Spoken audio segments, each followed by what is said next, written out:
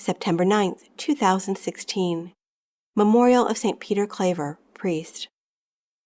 A reading from the first letter of St. Paul to the Corinthians. Brothers and sisters, if I preach the gospel, this is no reason for me to boast, for an obligation has been imposed on me, and woe to me if I do not preach it.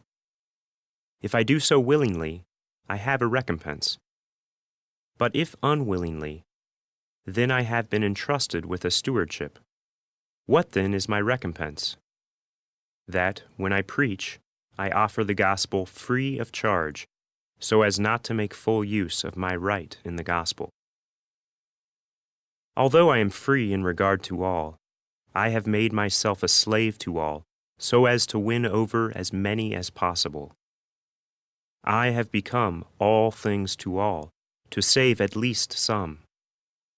All this I do for the sake of the gospel, so that I too may have a share in it. Do you not know that the runners in the stadium all run in the race, but only one wins the prize? Run so as to win.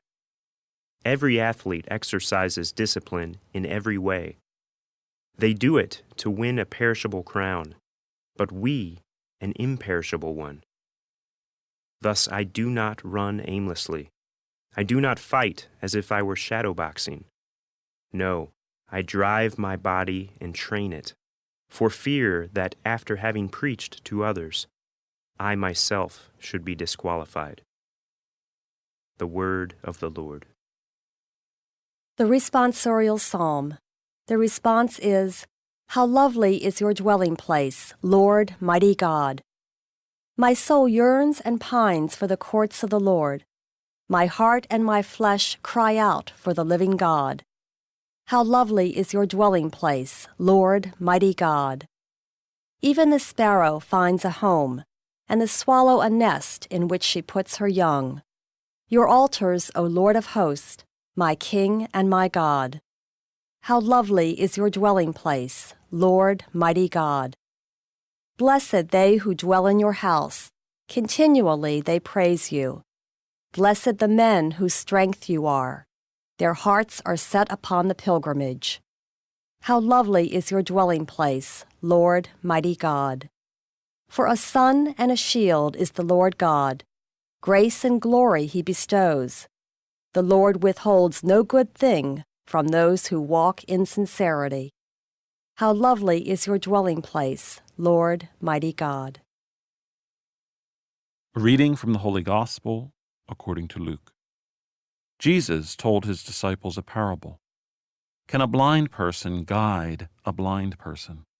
Will not both fall into a pit? No disciple is superior to the teacher, but when fully trained, every disciple will be like his teacher. Why do you notice the splinter in your brother's eye, but do not perceive the wooden beam in your own? How can you say to your brother, "Brother, let me remove that splinter in your eye," when you do not even notice the wooden beam in your own eye? You hypocrite, remove the wooden beam from your eye first. Then you will see clearly to remove the splinter in your brother's eye. The Gospel of the Lord.